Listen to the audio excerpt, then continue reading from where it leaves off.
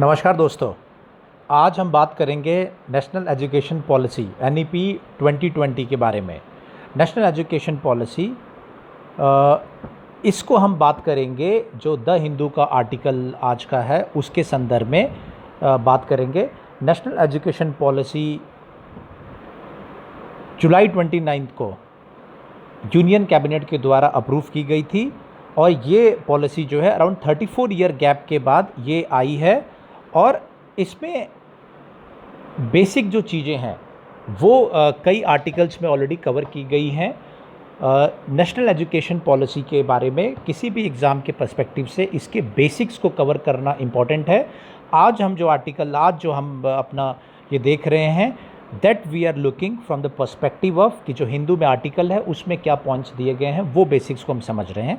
इसके अलावा national education policy पे एक फुल फ्लेज जो सेशन है, एक क्लास जो है वो भी कंडक्ट की जाएगी इस चैनल पे, जिसमें अब जितने भी आर्टिकल्स रहेंगे और जो बेसिक रहेगा उसके बारे में बात करेंगे। आज हम बात करते हैं द हिंदू का जो आर्टिकल है उसके पर्सपेक्टिव में क्या मेजर पॉइंट्स यहाँ पे बताए गए हैं। ये आर्टिकल कहता है कि जो नेशनल एजुकेशन पॉलिसी है ये 10+2 से जो हमारा स्ट्रक्चर है स्कूल करिकुलम का उससे चेंज करके 5+3+3+4 स्ट्रक्चर में ये यहाँ पे इसको करिकुलम को मूव करना चाहते हैं, जिसमें कि 3 साल से लेके 5 साल तक के जो बच्चे हैं वो भी फॉर्मल एजुकेशन सिस्टम में उनको फर्स्ट टाइम इन्वॉल्व किया जाएगा। नाउ 5 स्टैंड्स फॉर जो एज 3 से 3, 4, 5 जो प्री प्राइमरी जो क्लासेस होती है, फिर क्लास 1 और 2 वो 5 है, जो नेक्स्ट 3 है इसमें क्लास 3, 4, 5 है, नेक्स्ट 3 जो है क्लास 6, 7, 8 है एंड जो +4 है उसमें 9, 10, 11, 12। ये इस तरीके से ये 5+3+3+4 जो है स्ट्रक्चर है। क्या इसमें नेशनल एजुकेशन पॉलिसी में और क्या पॉइंट्स है जो अकम्प्लिश करना चाहते हैं? Mission for foundational literacy and democracy, इसमें जो बेसिक लिटरेसी है उसको अचीव करने का टारगेट है। नेशनल एजुकेशन पॉलिसी के तहत फ्री ब्रेकफास्ट दिया जाएगा। आपको अभी मालूम होगा कि मिड डे मील के तहत फ्री लंच जो है गवर्नमेंट स्कूल में दिया जाता था, लेकिन अब फ्री ब्रेकफास्ट जो है वो भी देने के प्रावधान है।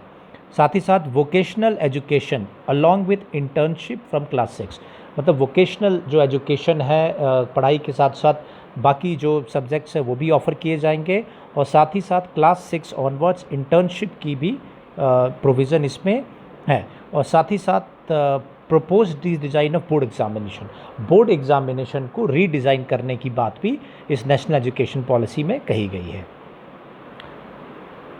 इसी के साथ साथ जो हायर एजुकेशन है उसके लिए एक अम्ब्रेला रेगुलेटर एक सिंगल रेगुलेटर की बात कही गई है, जिसमें 4 अलग अलग वर्टिकल्स या 4 अलग अलग डिपार्टमेंट आप कह लीजिए होंगे, जिसमें एक होगा रेगुलेशन के लिए, एक स्टैंडर्ड सेटिंग के लिए, एक एक्रेडिशन के लिए और एक फंडिंग के लिए। तो ये एक इम्पॉर्टेंट चेंज है नेशनल एजुकेशन पॉलिसी में, जिसमें जो 4 पहले अलग अलग रेगुलेटर थे उन सबको एक ही बॉडी के अंदर लाने का प्रपोज़ल है। और इससे art and science, technical and teacher education ये सभी एक ही रेगुलेटरी बॉडी के अंदर एक ही फोल्ड में आ जाएंगे, जिससे कि level playing field for public and private players ये प्रोवाइड करेगा नेशनल एजुकेशन पॉलिसी। साथ ही साथ top foreign universities will be allowed to set up campuses in India. Top foreign university जो है वो इंडिया में कैंपस सेटअप कर पाएगी और 4 ईयर अंडर ग्रेजुएट डिग्री जो डिग्री प्रोग्राम है जो 3 ईयर से चेंज होके 4 ईयर का ये डिग्री प्रोग्राम इसमें हो जाएगा, with options for entry and exit at various stages. आप डिफरेंट स्टेजेस पे first year, second year, third year और फोर्थ ईयर अलग अलग टाइम पे आप इस एग्ज़िट कर सकते हैं। फर्स्ट ईयर में आप एग्ज़िट करेंगे तो आपको सर्टिफिकेट मिलेगा, सेकेंड ईयर में एग्ज़िट करेंगे डिप्लोमा और थर्ड ईयर में डिग्री। और इस तरीके से इसमें ये जो चेंजेस है ये प्रपोज़ हैं। क्रेडिट ट्रांसफ़र सिस्टम ये भी प्रपोज़ है, जिसमें कि अगर आप कभी भी बीच में आप अगर अपनी पढ़ाई छोड़ते हैं तो एक क्रेडिट बैंक टाइप का आपका रहेगा जो कि आप ट्रांसफ़र कर सकते हैं या फर्दर आप यूज़ कर सकते हैं। एबॉलिशन ऑफ एमफिल प्रोग्राम, ये भी एक इम्पॉर्टेंट पर्सपेक्टिव है नेशनल एजुकेशन पॉलिसी का। तो ये जो प्रेजेंट आर्टिकल है, जो आर्टिकल हम ये डिस्कस कर रहे हैं, उसमें ये पॉइंट्स जो है ये मेंशन किए गए हैं। इसके अलावा जैसे मैंने बताया बेसिक नेशनल एजुकेशन पॉलिसी जो है, इसके फर्दर और भी कई पॉइंट्स हैं और भी पैरामीटर से देखने की आवश्यकता है, जो कि हम जब फुल ये जब पब्लिक डोमेन में आएगा तो हम लोग एक सेशन या एक क्लास जो है नेशनल एजुकेशन पॉलिसी पे कंप्लीट हम करेंगे। नेक्स्ट हमारा ये आर्टिकल क्या कहता है, what is the timeline for implementation, मतलब जो इम्प्लीमेंटेशन का क्या विज़न है। ये पॉलिसी जो है it's meant to transform the education system by 2040, 2040 तक ये एजुकेशन सिस्टम को ट्रांसफॉर्म करने की बात करता है। इस पॉलिसी के तहत 100 एक्शन पॉइंट्स हैं और इसका इम्प्लीमेंटेशन फेजेस में किया जाएगा based on time, region and types of institutions. इसमें जितने भी चेंजेस बताए गए हैं इसके दूरगामी परिणाम रहेंगे और इसको इम्प्लीमेंट जो होगा time, region and types of institution के हिसाब से इसको इम्प्लीमेंट करेंगे। एक कुछ जो इसमें पॉइंट्स दिए गए हैं, 4 ईयर अंडर ग्रेजुएट डिग्री, ये जो प्लान है जो 3 ईयर से 4 ईयर अंडर ग्रेजुएट डिग्री होगा with multiple entry exit options, इसको 20 institute of excellence 2020-21 academic year से करीब 20 इंस्टीट्यूट ऑफ एक्सीलेंस जो हैं उनमें लागू करने की बात कही गई है, जबकि बाकी जो है एग्जिस्टिंग 3 ईयर डिग्री कोर्स उसमें कंटिन्यू रहेंगे। साथ ही साथ जो एग्जिस्टिंग एमफिल स्टूडेंट्स हैं वो अपनी जो डिग्री है उसको कंप्लीट कर पाएंगे, लेकिन जो न्यू एडमिशन्स हैं इस प्रोग्राम में, एमफिल प्रोग्राम में, वो एक्सेप्ट नहीं किए जाएंगे। सो एक ये इम्प्लीमेंटेशन गाइडलाइंस है जो कि इस आर्टिकल में बताया गया है। फर्दर जो पॉइंट्स है, एक नेशनल टेस्टिंग एजेंसी जो है pilot version common entrance test का दिसंबर 2020 में इंट्रोड्यूस करेंगी एंड ये जो कॉमन एंट्रेंस टेस्ट है ये यूज़ होगा इंस्टीट्यूट ऑफ एक्सीलेंस में एडमिशन के लिए एंड सेंट्रल यूनिवर्सिटीज़ में एडमिशन के लिए इन 2021।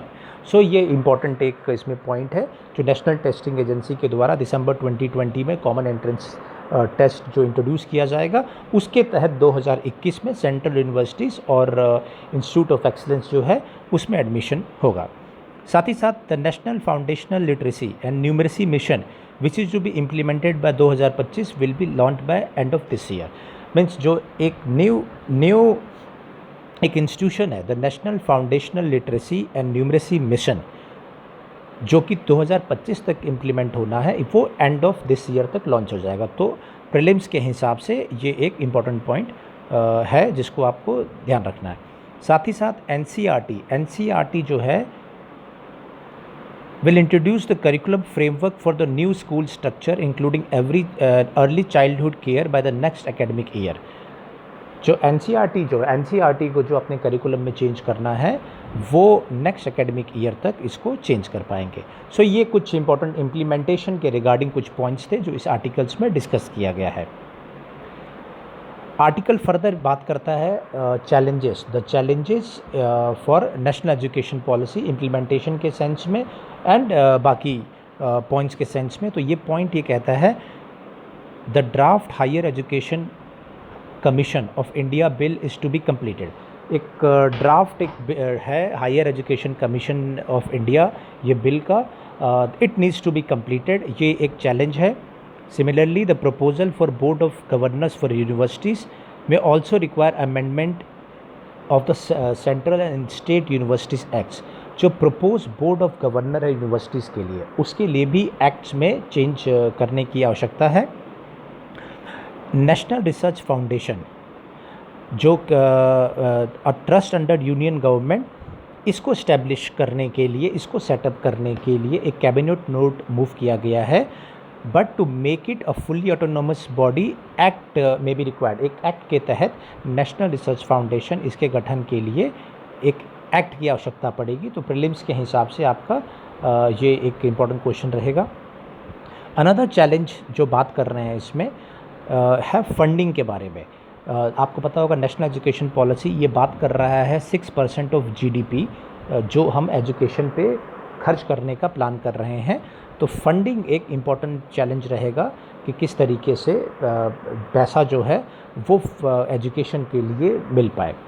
साथ ही साथ आपको पता होगा कि एक और इसमें ये है, जो कॉलेजेस है, colleges, the process of converting affiliated colleges into degree granting autonomous institutions and then further into full fledged university is estimated to take at least 15 years. So ये भी एक प्रपोज प्लान है, जो कॉलेजेस हैं वो अपने आप में एक ऑटोनोमस इंस्टीट्यूशंस बनेंगे जो खुद ही यूनिवर्सिटी से अलावा डिग्री ग्रांट कर सके। सो इस प्रोसेस में भी अराउंड 15 ईयर्स लगेंगे। ये इस जो आर्टिकल है इसमें डिस्कस किया गया है। सो ये कुछ चैलेंजेस थे जो नेशनल एजुकेशन पॉलिसी 2020 है उसके संदर्भ में। इसको मैं कंक्लूड करूँगा कि नेशनल एजुकेशन पॉलिसी जो है एक इम्पॉर्टेंट पॉलिसी है जिसके बेसिक्स को क्लियर रखना बहुत ज़रूरी है।